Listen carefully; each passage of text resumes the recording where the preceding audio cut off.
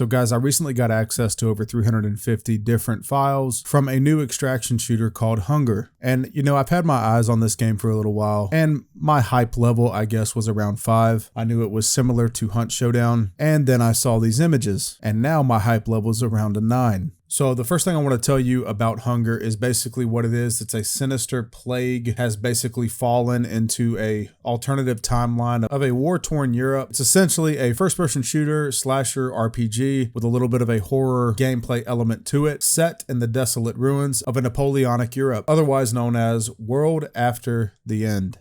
As a survivor among the living, embark on a solitary journey or unite with allies in pairs or trios. That should be the maximum team size, will be 3. You have to focus on your survival and prosperity. There's a broad array of quest givers, shopkeepers, stash keepers, bounty hunters, and other living. What's really curious, well, I'm just going to pause right here from reading their description, is they capitalize living. They use a capital L, and one thing that is kind of, you know, we're theory crafting this a little bit, just like in Hunt, how you can lose characters and whatnot. We do believe there's going to be a transitional period with your characters where they die or become too hungry, too sick, and you can basically play those characters as the dead.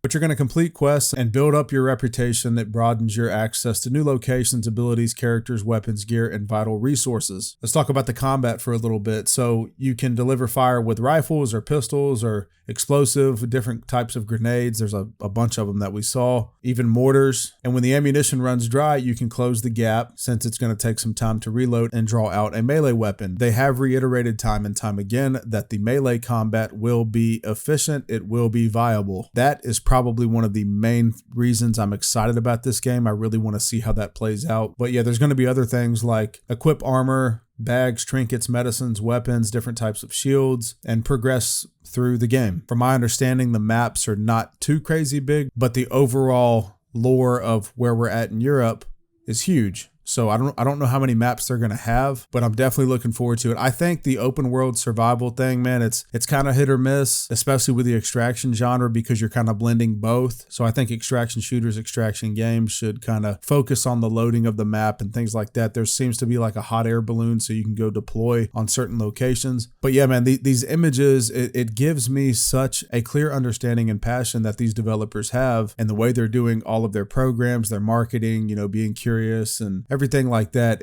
I believe they're going to have a winner right here. I think we're going to have a pretty good game, because just to see this amount of care and attention to detail in these images that they provided, and the source imagery that they came from at real world locations and having real world items, goes to show they put a lot of research into it and a lot of love into it. So I'm very excited about it. You're going to be able to build your quote unquote living, again, capital L, for stealth and solo play by quieting your footsteps and lock picking doors, or you can specialize for ranged combat by quickening your reload speed and increasing your weapon control. Sacrifice your lethality and support your party by repairing their armor and healing them. Survival is the only measure of success. I don't think that's fully true. I'm sure there's going to be, like they said, prosperity and, you know, getting rich, for lack of a better word. But it is clear that the risk management system, the gamble system in this game, is the life of the character that you're playing, which I'm a big fan of, especially with the lore and how they're trying to take this game in the direction that they want to. So you're going to have forest, village, monasteries, citadels, mines, all kinds of different POIs, and other living who will attempt to try to explore and plunder the remains of the world after the end that you will have to PvP and fight, along with the plethora of AI. So what do you guys think, man? Give me your feedback. Do you think this game looks like a winner? Do you want me to make another video on it, going into a little bit more of the lore and the detail? Are you excited for it? Don't think it's going to turn out? Just let me know. And don't forget to subscribe, man, if you enjoyed the video, as well as like and comment. I will answer any questions that I can. I will catch you guys on the next video. Thank you.